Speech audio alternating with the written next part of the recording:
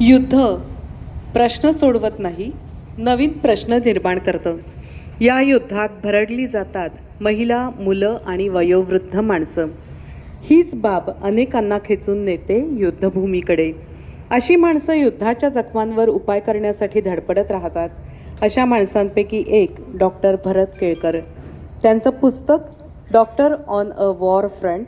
वाचन मनीषा चव्हाण, साथसंगत. धन्यवाद अनुश्री. युद्धस्य कथारम्या असं मानणाऱ्यांच्या डोळ्यात झणझणीत अंजन घालणारं हे पुस्तक आहे.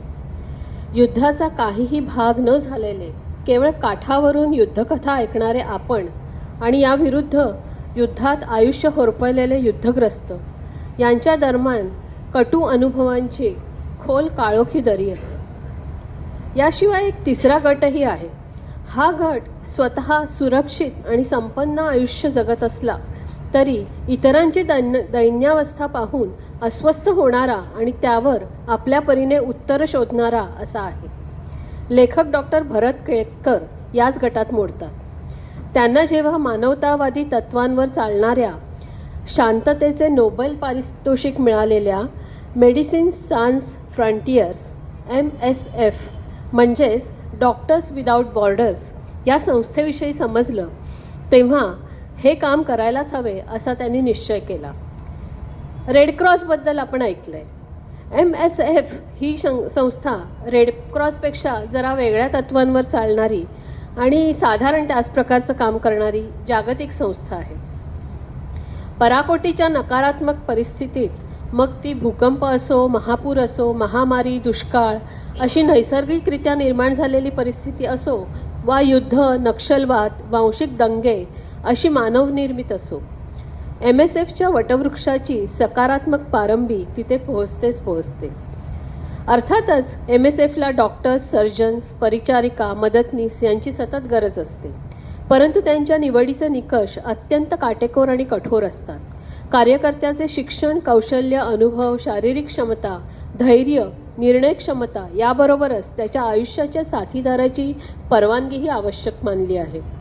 यातून निवड झाल्यावर नंतरचे प्रशिक्षणही तेवढेच कठोर आणि शिस्तबद्ध असते. MSF सेवा देताना राजकीय, धार्मिक, आर्थिक, प्रांतिक, भाषिक असा भेदभाव करत नाही आणि मानवी मूल्यांचे तर काटेकोरपणे पालन करते.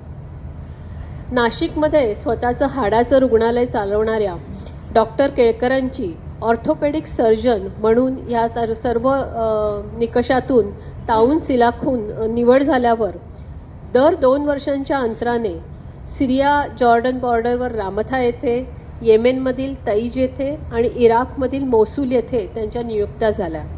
यापैकी सिरिया, जॉर्डन आणि येमेन हे या ठिकाणी ते गेले त्यावेळेला युद्ध चालू होती, तर इराकमधील मोसूलमध्ये नुकतंच युद्ध संपलं होतं. त्यांचे तेथील अनुभव युद्धाचा भीषण चेहरा दाखवणारे आहेत. रामथा येथे भूसुरुंगाने चाळण झालेले पेशंट्स बघताना त्यांचा सहकारी अमेरिकन डॉक्टर त्याने सांगितले की तो आधी अमेरिकन सैन्य दलात असताना निशंक मनाने, प्रामाणिकपणे भूसुरुंग जास्तीत जास्त हानी होईल असे पेरत असे. मात्र MSFने त्याच्या आयुष्याला नवीन रुग्णसेवेचे वळण दिले. रामथामध्येच डॉक्टरना नाईलाजाने एका छोट्या मुलाचे पाय गुडघ्यापर्यंत कापावे लागले होते. ते भारतात परत आल्यावर कालांतराने तो मुलगा कृत्रिम पायाने चालत असल्याचा व्हिडिओ पाहून MSFच्या कामाविषयीचा विश्वास आणखीन दृढ झाला आणि त्यांनी पुढच्या मिशनवर जायचं नक्की केलं. पुढचं मिशन येमेनमध्ये. तिथे गंभीर अवस्थेतल्या रुग्णावर ऑपरेशन करून जीवनदान दिल्याच्या समाधानात ते ऑपरेशन थिएटरच्या बाहेर आले खरे, पण बाहेर आल्यावर त्यांना कळलं की तो रुग्ण क्रूरकर्म दहशतवादी असून त्याला मारण्यासाठी मोठा जमाव हॉस्पिटलच्या गेटवर आला होता. परंतु MSF हे रुग्णाच्या बाबतीत देव किंवा दानव असा भेद करत नाही. इराकमध्ये असताना यादवी युद्धानंतर हजारो जखमी नागरिक उपचारासाठी बाहेर पडले. ISISच्या भीतीने महिने तसेच जखमांसकट घरात लपून राहिले होते. एका महिलेच्या घरावर 11 महिन्यापूर्वी हवाई हल्ला झाला. त्यात जखमी झालेले कुटुंब उपचाराविना राहिले होते. परंतु सगळ्यांना एकत्र रुग्णालयात आणण्यासारखी परिस्थिती नव्हती, म्हणून तिने सर्वांच्या जखमांचा फोटोंचा कोलाज करून आणला आणि उपचारासाठी कोणाला कधी घेऊन येऊ अशी विचारणा केली. अशा या भयंकर युद्धकथा. कोणतंही युद्ध हे अगोदरच अवघड असलेलं आयुष्य जगण्यासाठी अशक्य करून टाकतं. अशाही परिस्थितीत माणसे जगण्याची धडपड करतातच. आपल्या शिक्षणाचा, कौशल्याचा, अनुभवाचा उपयोग अशांना जगण्यासाठी करता यावा, जगवण्यासाठी करता यावा, त्यांना नवीन उमेद द्यावी या विचारांनी डॉक्टरांना प्रेरित केले होते. जरी अत्यंत गरजेच्या वेळी मदत केल्यानंतर त्या व्यक्तीला डॉक्टर कधीच भेटणार नसतात, तरीही मानवधर्माचे पालन केल्याचे वेगळेच समाधान या सेवेमुळे मिळते. डॉक्टर सांगतात, आमच्या डोळ्यातलं समाधान आणि रुग्णांच्या नजरेतली कृतज्ञता यांचं एक अनोखं नातं कायम स्मरणात राहतं. डॉक्टरांच्या दृष्टीने वैयक्तिक पातळीवर निरपेक्ष रुग्णसेवेचा धडा यामुळे मिळालाच, त्याशिवाय स्वतःच्या कम्फर्ट झोनमधून बाहेर पडून स्वतःला जखडणाऱ्या मानसिक मर्यादा ओलांडून पुढे जायचा हा प्रयत्न आंतरिक समाधान देणारा ठरला. MSFच्या वतीने केलेले काम म्हणजे त्यांनी समाजपुरुषाला दिलेले अर्घ्य आहे असे ते मानतात.